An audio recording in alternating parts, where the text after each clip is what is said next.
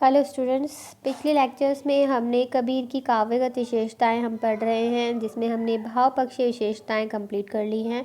आज हम करेंगे कला पक्षीय विशेषताएं। कला पक्षीय विशेषताएं, जैसा कि हम जानते हैं कि कला पक्षीय विशेषताओं में व्याकरण संबंधी बिंदुओं का अध्ययन किया जाता है। तो इसमें पहला पॉइंट है हमारा भाषा। कबीर की भाषा के संबंध में सभी विद्वान एकमत नहीं हैं। कबीर ज़्यादा पढ़े लिखे भी नहीं थे, इसीलिए उनकी भाषा में अनेक भाषाओं के शब्दों का समावेश दिखाई देता है। उन्होंने देश के कोने कोने में भ्रमण करके अपने भावों और विचारों को प्रकट किया है।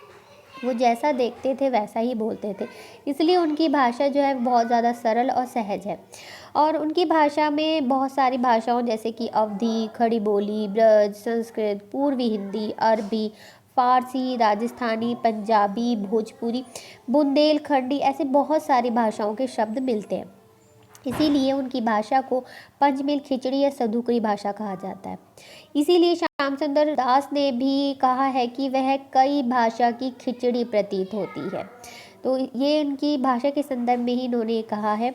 और कबीर जो कि भाषा की आत्मा को जानने वाले नहीं थे, उनके मन में जो आता था सरल भाषा में वही पाठकों के सम्मुख वो प्रस्तुत कर देते थे। भाषा पर कबीर का पूरा अधिकार था। वो जो भी कहलवाना चाहते थे भाषा से उसे कहलवा देते थे। उन्होंने आवश्यकता के अनुरूप ही शब्दों का प्रयोग किया है और इसीलिए हजारी प्रसाद द्विवेदी ने उन्हें भाषा का डिक्टेटर कहा है। अब बात करते हैं अलंकार। कबीरदास जी अलंकारों के पंडित नहीं थे। उन्होंने अपनी वाणी को सजाने और संवारने का प्रयत्न नहीं किया। उन्होंने किसी भी अलंकार को जबरदस्ती इसमें प्रवेश कराने की कोशिश नहीं की है काव्य में। उनके काव्य में जितने भी अलंकारों का प्रयोग देखने को मिलता है वो सब सहज है। वो बहुत ही सहज प्रयोग किया गया है अलंकारों का, अपने आप ही जिनका समावेश हो गया है। उनकी जो काव्य प्रतिभा है यह है उसी का परिणाम है। इसी के कारण उनके काव्य में रमणीयता आ गई है।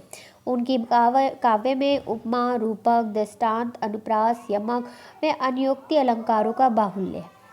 साथ ही रूपकों के संबंध में आचार्य रामचंद्र शुक्ल ने हिंदी साहित्य के इतिहास में लिखा है कि उन्होंने हठ योगियों के साधनात्मक रहस्यवाद के कुछ सांकेतिक शब्दों जैसे कि चंद, सूर, नाद, बिंदु, अमृत, ऐसे कुछ शब्दों का अद्भुत रूपक बांधे हैं, जिनके प्रयोग से सामान्य जनता की बुद्धि जो है वो पूरी तरीके से उस शब्दों को पकड़ नहीं पाती है। और संत कबीर ने उलटबासियों में मुख्यतः विरोधाभास, विशेषोक्ति, असंगति आदि अलंकारों का प्रयोग किया है।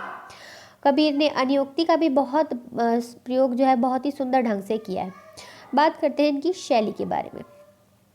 कबीर ने सहज सरस शैली में उपदेश दिए हैं। उनकी शैली में उपदेशात्मक, भावात्मक, व्यंग्यात्मक मुख्य रूप से शैली दिखाई देती है। काव्य रूप की दृष्टि से साखी और रमैनी और जिसमें उन्होंने मुक्तक शैली और गीत शैली का रूप देखने को मिलता है और ये उन्होंने लिखे हैं। कहने का मतलब है कि साखी में मुख्य रूप से मुक्तक शैली का प्रयोग किया है और रमैनी में गीत शैली का प्रयोग इन्होंने किया है। यानी कि इनके जो रमैनी यानी ये जो पद थे इन्हें गाया भी जा सकता है। इस तरह की शैली का इन्होंने प्रयोग किया है और कबीर की शैली उनके व्यक्तित्व के अनुरूप है। उन्होंने कठिन ज्ञान, भक्ति, वैराग्य, योग जैसे विषय को सरल, सजीव, फक्कड़ शैली में सुंदर ढंग से प्रयोग किया है। इसके अलावा जो उन्होंने जो भी कार्य किया है वो बहुत ही सादगी से परिपूर्ण है और काव्य में मतलब इन्होंने कुछ भी ऐसा नहीं लिखा है जो इन्होंने काव्य करने के लिए किया है। इनके काव्य में काव्य तत्व अपने आप ही आ गया है। इन्होंने कभी भी काव्य करने के लिए कुछ भी कहा या लिखा नहीं है। लिख तो खैर ये सकते ही नहीं थे क्योंकि ये पढ़े लिखे नहीं थे, लेकिन फिर भी जो भी गुण हमें इनके काव्य में मिलते हैं, चाहे इनके भाषा है, अलंकार है, शैली है, वो सब इनके स्वाभाविक ही है। इसमें इन्होंने कुछ भी अपने आप से जोड़ने की कोशिश नहीं की है, क्योंकि जैसा कि हम पहले ही पढ़ चुके हैं कि ये पढ़े लिखे नहीं थे, इसीलिए व्याकरण से संबंधित महत्वपूर्ण तत्वों का जो भी समावेश इनके में दिखाई देता है वो सहज है, वो अपने आप ही आया है, स्वभाव से ही आया है, कुछ भी प्रयोग करने के लिए इन्होंने नहीं किया है। अब बात करते हैं इनकी छंद के बारे में। छंद हमको मालूम ही है कि कबीर ने दोहा ज़्यादा दोहा छंद का ज़्यादा प्रयोग किया था और यही इनको ज़्यादा प्रिय था। उन्होंने अपनी साखी में दोहा छंद और सबद व रमैनी में गे पदों का प्रयोग किया है।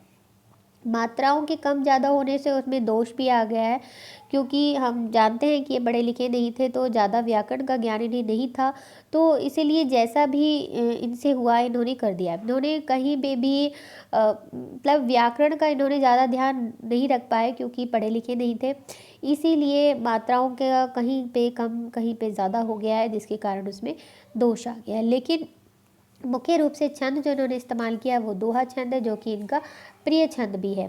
और रमैनी में इन्होंने पद का प्रयोग किया है। पद के अंतर्गत इन्होंने लयात्मकता का ध्यान रखा है। इसके संबंध में यज्ञदत्त शर्मा ने कबीर की छंद योजना पर कुछ इस प्रकार से अपनी टिप्पणी की है। उन्होंने कहा है कि छंद की बंदिशें उनके भावों के प्रसार और उनके विचारों के प्रकाशन में प्रतिबद्ध न बन जाए, यह वह सहन न कर सकते थे। कहने का तात्पर्य यह है कि छंद की बंदिशें उनके भावों के आगे फीकी थी। भाव उनके लिए ज़्यादा महत्वपूर्ण भूमिका निभाते थे। छंद के जो उनके छंद की जितनी भी कहनी चाहिए बंदिशें या जितने भी नियम थे उन्हें उन्होंने दरकिनार कर दिया और सिर्फ भावों पर ही इन्होंने ज़्यादा ध्यान दिया है।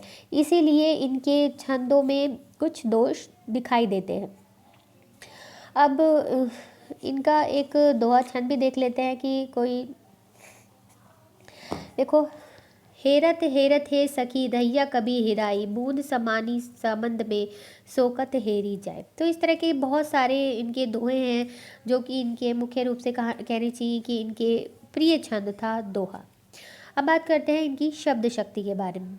कबीर के काव्य में शब्द शक्तियों का विलक्षण प्रयोग है। अभिधा, लक्षणा एवं व्यंजना सभी शब्द शक्तियों का यथास्थान इन्होंने प्रयोग किया है और बहुत ही उत्तम तरीके से इन्होंने इसका प्रयोग किया है।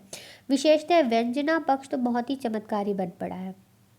इसी के संदर्भ में डॉक्टर पारसनाथ तिवारी ने कुछ अपनी टिप्पणी कही है। उन्होंने कहा है कि तीनों शब्द शक्तियों का एक ऐसा संश्लिष्ट रूप मिलता है जिसमें नीचे की स्थिति अविभाज्य सी बनी रहती है। भावाभिव्यक्ति की प्रौढ़ता की यह सबसे बड़ी परख है और कबीर का काव्य इस कसौटी पर कसने से 12 वाणी सोना सिद्ध होता है। कहने का क्या मतलब है, कहना क्या चाहते हैं पारसनाथ जी? उनका कहने का मतलब है कि शब्द शक्तियों में ऐसा प्रभाव मिलता है कि उनमें प्रौढ़ता दिखाई देती है। कहीं भी ऐसा नहीं लगता कि उन्हें इस व्याकरण की समझ नहीं है या व्याकरण की परख नहीं है। तो इससे सिद्ध होता है कि भले ही कबीर ने कहीं पोथी पत्र ना पढ़े हों, उन्होंने कोई व्याकरण का कुछ शास्त्रीय ज्ञान ना लिया हो, लेकिन फिर भी उनके काव्य में वो सारी गुण विद्यमान हैं जो कि एक उत्तम काव्य में होने चाहिए। थोड़े बहुत दोष तो हर एक कवि में होते ही हैं, लेकिन फिर भी कबीर का काव्य हर दृष्टि से उत्तम दिखाई देता है। चाहे वो किसी भी श्रेणी का हो, वो हर तरीके से उसमें सारे गुण मुख्य सारे गुण जो है वो दिखाई देते हैं। और इसी प्रकार उपयुक्त विवेचन से स्पष्ट होता है कि कबीर का संपूर्ण काव्य जो है वो विचारों की गहनता एवं अनुभूति की तरलता लिए हुए। कबीर की वाणी में काव्य तत्व अनायास ही आ गया है। उसके लिए उन्होंने ज़्यादा मेहनत नहीं की है। जो भी उनके मन में आया, जो भी उनके भाव दिखाई दिए उन्हें, वो उन्होंने सहज ही भाव से कह दिए। कबीर काव्य की सबसे बड़ी विशेषता है ये स्वाभाविकता ही। इसी स्वाभाविकता के कारण ही उनके काव्य में रमणीयता आती है और एक सहजता दिखाई देती है।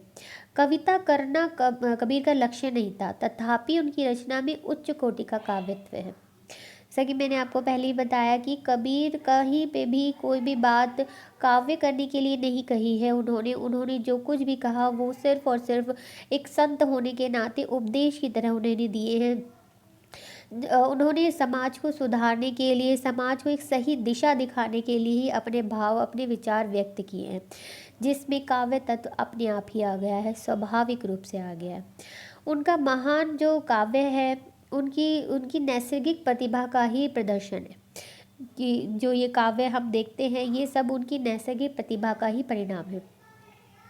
और इसी संदर्भ में आचार्य हजारी प्रसाद द्विवेदी ने कबीर के व्यक्तित्व को इस प्रकार निरूपित किया है।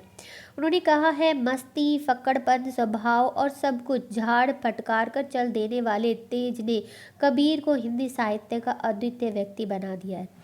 उनकी वाणियों में उनकी सर्वजयी व्यक्तित्व विराजता है। तो इसी के साथ आज का लेक्चर यही ख़त्म होता है। Thank you.